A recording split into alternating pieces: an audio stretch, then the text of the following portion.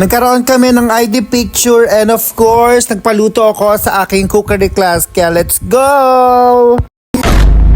Hi Huskies! For today's adventure ay nagkaroon nga kami ng ID picture. Siyempre ang bida yung mga bata at nadami lang ang faculty. Yes! Taon-taon naman ay nagpapalit ng ID ang mga bata dahil taon-taon silang umaangat ng antas nila. At siyempre ang faculty, siyempre tumatanda, nagkakaedad, nag-iibang itsura, nag-iiba ang hulma na mukha. Kaya dapat taon-taon din magpa-picture. I don't know, hindi ko alam, Poltre, patawarin nyo ako kung bakit hindi ko po ito na i-post kahapon dahil Tuesday po ito naganap. Ngayon po ay Wednesday na, ngayon ko pa lang siya maipopost dahil napaka-busy kahapon. Busy kahapon dahil ni-review ko ang aking Junakis na si Kylie dahil exam niya. Second day ng exam ni Kylie at nag-memorize kami ng memory verse doon sa ESP subject nila at madali lang naman yung na-memorize. Going back sa ID pictorial, yun natapos na nga si Sir Go. Shout out to Sir Go and ewan ko ba kung kailan kami magkakaroon ng ID picture ngayon pa lumabas ang sumpa. Ngayon pa talaga ako tinigyawat, ewan ko pa, napakalalaki ng tigyawat ko sa may baba. Kitang-kita nyo naman and I'm not proud of it. Hindi ko alam kung paano ko siya tatakpan pero sinabi ko naman dyan kay Sir, yung photographer. By the way, teacher din si Sir Saan. Shoutout po sa inyo mga Sir. Sabi niya kaya naman daw nilang i-edit yung picture. Tatanggalin lang nila yung sumpa. Hindi lang daw nila kayang tanggalin yung ma-attitude ng mga teachers.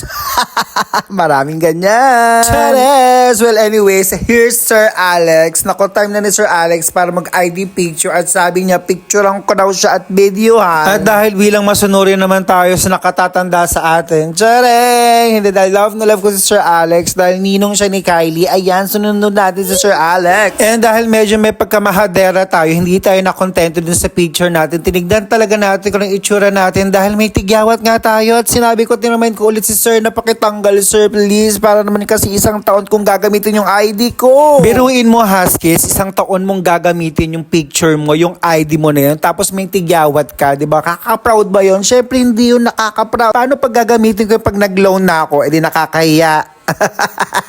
Alam niyo, medyo mahihain talaga yung si Sir Jos. Kaya pumunta muna tayo dito kay Ma'am Apple Bactol. Yes, si Apple Bactol muna yung nauna. At ayan, sinundan na rin ni Sir Jos. Dahil bago lang si Sir Jos, ayan, first time todo yung ngiti niya. Dahil isang buong taon niyang gagamitin tong ID na tong malala talaga. Hindi ko na nga natanong yung business name nila, Sir. Pero alam niyo ba, very accommodating sila, very approachable. At pag may mga request ka dun sa picture, gagawin din naman nila. Actually, sabi nga nila, Sir, papagandahin din naman daw nila yung picture. Konting edit, syempre naman para maging decent naman tayo sa picture. At kung bagong daan ka nga lang dito sa aking page, please pakifollow na po ang Huskies. Meron po akong mga Husky at syempre yung mga daily adventures na ginagawa po natin. And on the side, ayan, minsan nagiging sangre tayo, maladiwata ang peg natin. And syempre, ang mas maganda po dito ay yung daily vlogs na ginagawa po natin. Sana po masuportahan nyo po ako. Nakakatuwa nga lang kanina yung mga bata. Grabe, Sir, nakafollow na kami sa'yo. Sir, shoutout naman. Grabe, nakakataba ng puso. Ganon din po sa simbahan namin sa community. Hoy, Huskies, pinanonood ka namin. Akala ko talaga hindi na mababalik yung ganitong klase ng vlogging kasi nga, diba, nabalitaan nyo before. Nahack po yung una kong page kaya naman nahirapan po talaga akong mag-move on doon at medyo natagalan bago ulit ako bumalik sa dati kong sigla. Hindi naging madali ang journey ko po doon sa unang-una ko pong page kasi 3 years po in the making bago po ako na monetize doon sa page kong luma na nahack lang ng pasneya.